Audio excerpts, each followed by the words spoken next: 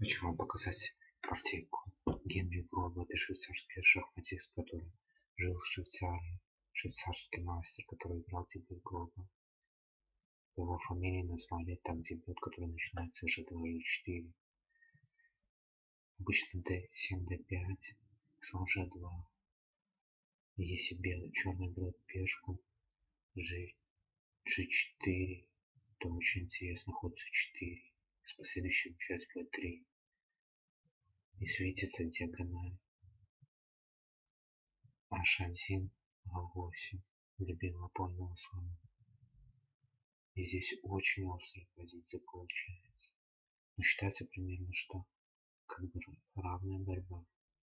Но на самом деле здесь в Митришпиле может произойти все что угодно. Поэтому этот дебют не стоит списывать со счетов. И вот как вы видите, как красиво белым играет Генри Гроб, а черными Гаффа. Просто даже король не рокируется никуда. Король стоит в центре. Главное не двигать пешку F. Я так немножко попрактиковал, очень интересно. Здесь получается страшнейшая атака. Многие так играли, как бы даже на уровне мастеров, и очень успешный результат.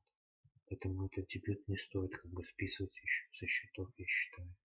Потому что здесь очень много интересных вариантов, много борьбы.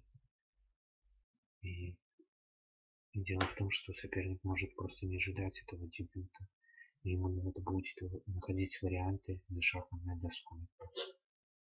Вот. И как мы видим, что белые просто раскромсали черных в дебюте Гроба. Вот так вот играл Генри Гроб, о котором мало кто знает. И G2, G4 тренеры по шахматам детям в основном не показывают. Но хотя здесь очень много борьбы и очень все интересно получается. Особенно можно использовать этот дебют в блице. Вот. Спасибо за внимание, дорогие друзья.